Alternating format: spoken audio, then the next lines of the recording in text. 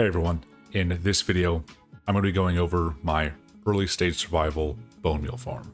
Now when I say this is an early stage survival Minecraft build, I mean it's comprised of the most basic redstone components and can be made almost day one. All you gotta do is mine for redstone, iron, and get some wood, and you're pretty much set to go. Because I designed this farm specifically with the intention of not having to go to the nether, there are a couple drawbacks.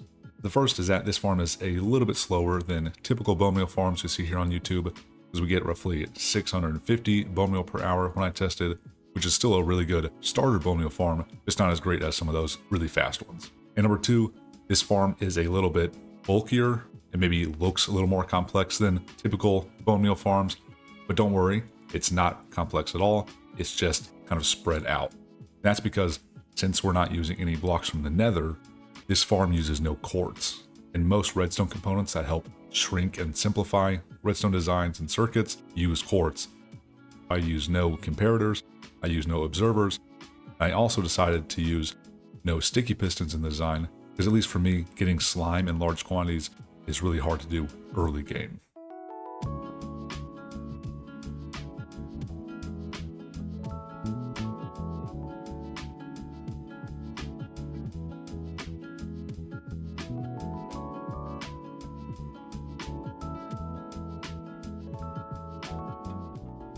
For the sake of time in this video, I won't be giving you a block by block walkthrough, but I will be giving you a high level overview of each subsystem, as well as walking you through the main parts of each subsystem.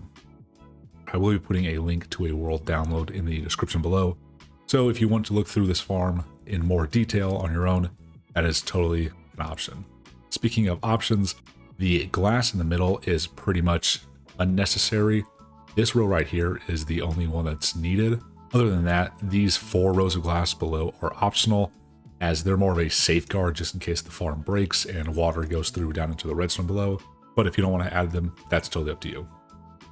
Jumping to the material list for this subsection, you're going to need 36 regular building blocks, 89 additional building blocks, 32 redstone, 7 repeaters, 9 pistons, 8 furnaces, 6 stairs, can be any type, 1 piece of sand, 2 water buckets to make an infinite water source, then 2 lava buckets, and then 1 lever. That's going to help just turn on the clock. To start building the red subsystem, I'm going to build one side. These are reference blocks showing me where I need to start, and then you can just mirror the stone generator on this side at that position. So on the right side, I'm going to come up 6 blocks, in from the front 2, and then in from the side 1. I'm going to start my row, and I'm going to do 5 blocks along to the back. And then on the ends, I'm going to place 2 pistons each with 3 temporary blocks, 1 on each piston and then 1 on the side. And then on these end blocks, I'm going to place glass surrounding, because that's where our water is going to go. We can place our stair and water there.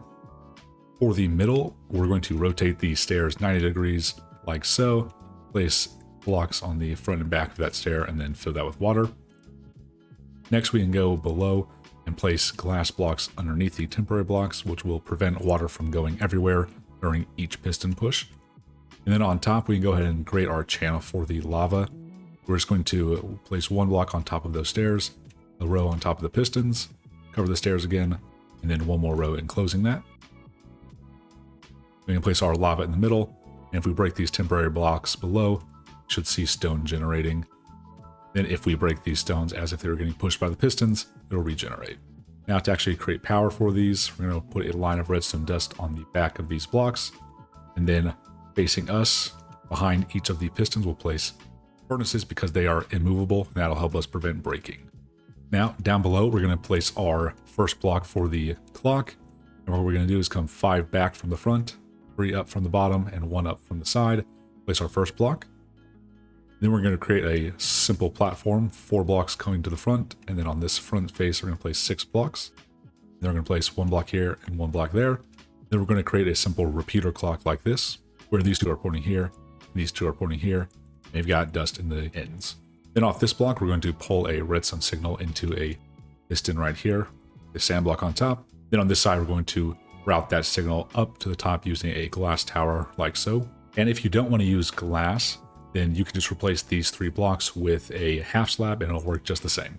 Okay, once you've got your second stone generator built over there, we can go ahead and connect these lines up.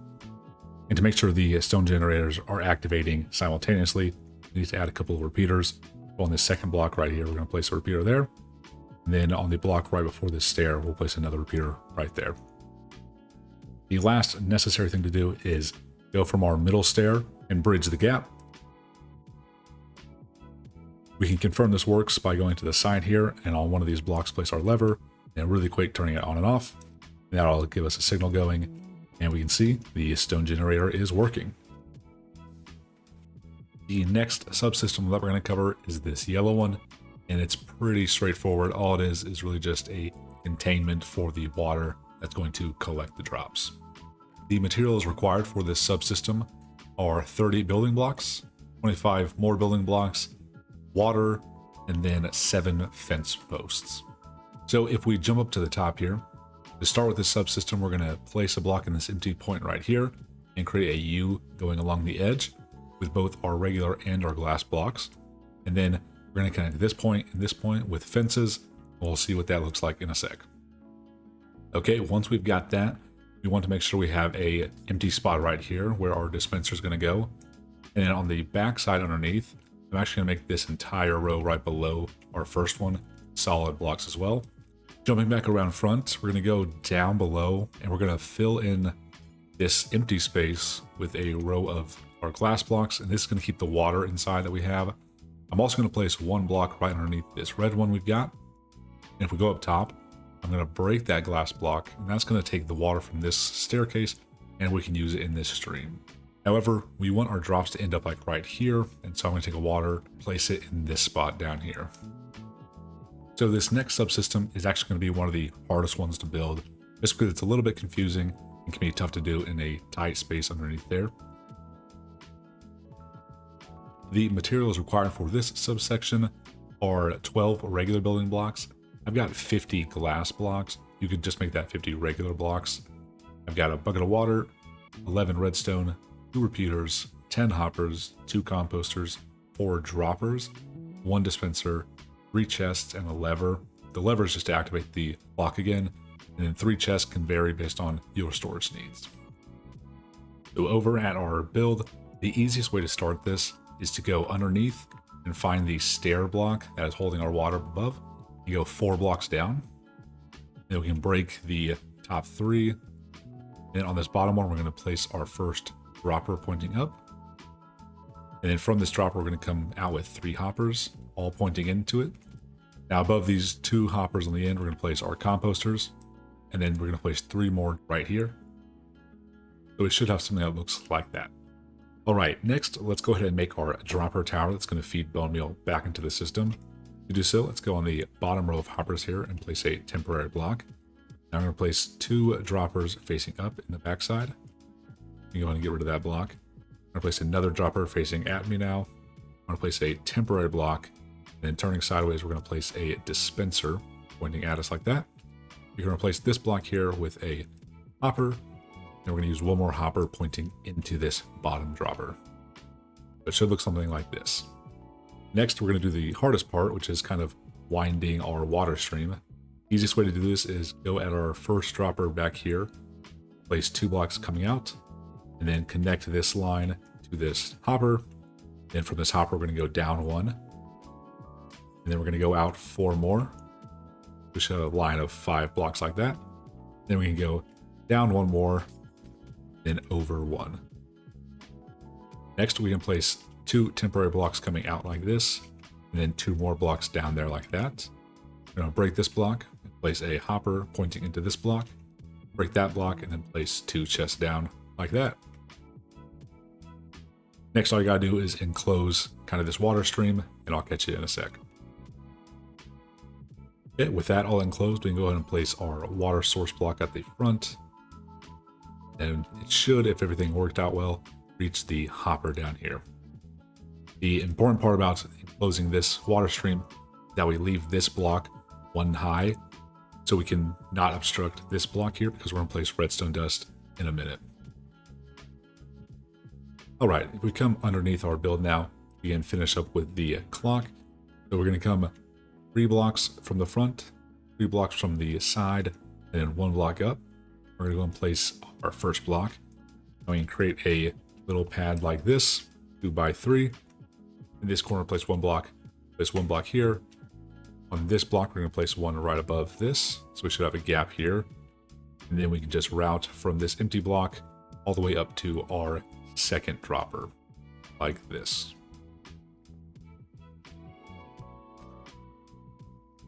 We can now route redstone on this, and this is really the most crucial part of this, that this piece of redstone dust has to be pointing into this second dropper. If it doesn't, it might not actually work, and your farm will run out of bone meal. Back over here, we can finish up this clock, and just like the red subsystem, we're going to point repeaters into these 2 blocks. We can leave them on 1 tick instead of 4, and make sure redstone dust is in the corners. Place a piece of redstone dust on this block. That's going to go from here to this block, and then take our lever, and you got to be really quick with this one, and it should start going. On to the next subsystem here, we've got our orange one, and this again is the main clock of the build. It's going to be powering 3 things. The first line here is going to be the bone meal dispensation, and then the second and third lines here control the water on and off system. Looking at the materials required for this, we've got 39 building blocks, 9 redstone dust, 5 torches, 19 repeaters, 1 dispenser, 1 regular piston, and then our moss source block. To get started, we want to jump to the back of our build, and from the very back, I'm going to go 3 blocks up and 1 block in from the side, and place our first block, and then build a 2 by 13 long platform. Once we got that down, we want to place a couple more blocks here. So we're going to go 1, 2, 3, 4 blocks, then another block up. We're going to leave 1 blank, place another block, go 3 blanks, and then 1 more block. Let's go ahead and place 2 redstone dust on the ends, and then we're going to start placing our repeaters. On this outside edge, we're going to place our repeaters pointing that way. Don't worry about ticks yet, just place the repeaters down. And then once we get to the inside, we can start going the other way. Now it should look something like this. For these 3 inside ones though, we actually only need 1 of them really. If for some reason the timing on your farm isn't working correctly, feel free to add more repeaters to add more delay. And you can also change the ticks in the clock throughout to better match your system. To set the ticks to what I've got in my timings, all of the repeaters are going to be set to 4 ticks, except for these 2 are going to be set to 3, and this one right here is going to be set to 2 ticks. Next, we're going to wire the torch towers for the water collection system, where we've got a basic torch tower like this, a couple redstone dust to connect that side to this dispenser, and then 1 of our water buckets from earlier in that dispenser. All right, the last step of this subsystem is going to be to connect this block to our dispenser. But first, the easiest thing to do is go all the way back up top, and then on our middle row, we can break this block here. And it's easiest to do this when the system is off, so you're not regrowing this, and place our piston facing us like this. It should be above this block. Then we can go back down, and then place a piece of redstone dust on top of this block here, go to the inside of the system, and then if we shift click on top of this repeater, we can place another block. Then we're going to do 1 coming out, 1 more up, 1 more out in front, then a last one going up like that. It should look something like this. On these 2 empty spaces here, we're going to place a repeater just on 1 tick is fine.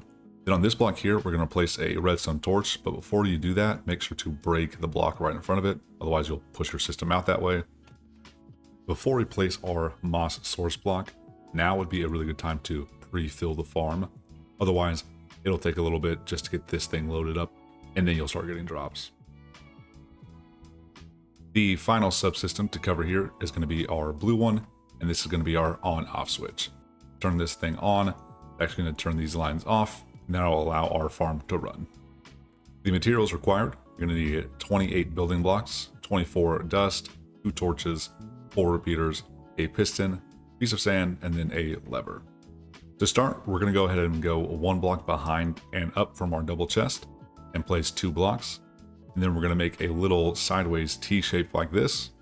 We're going to break those blocks, place our torch, another torch in the back of this face, place our piston with our sand on top of that, and then draw a little line just connecting our orange to our blue subsystems like that.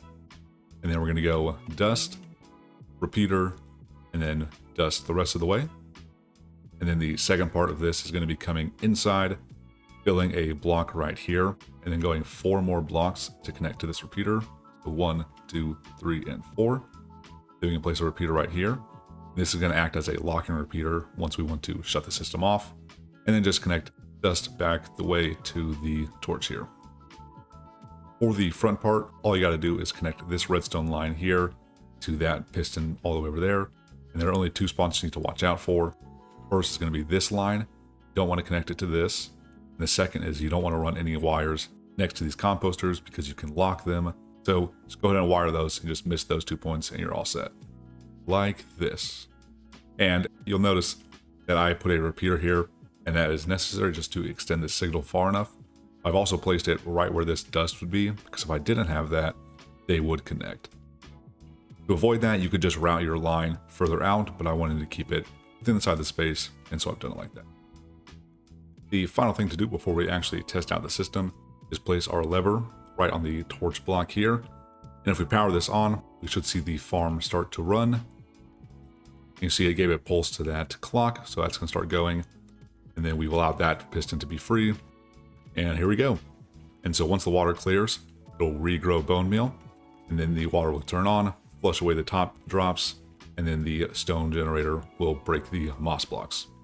On the back, we can see this working as well. Right here, it'll activate the moss. And then here and here, it'll turn on the water. And like I had mentioned earlier in the farm, is because we have the piston on the top right here, we have that little gap there. And so there is a chance that drops do get pulled through there. And if we have our optional collection here, we can collect those drops. All right, that is pretty much everything I wanted to cover in this video. I know it's been a kind of a longer one, and I hope you found this enjoyable, or at least found it interesting and maybe learned something. If you've got any comments or feedback on how this design could be improved, please do let me know in the comments below. That's all I've got for you. I appreciate you guys watching. Thanks so much. Have a good one.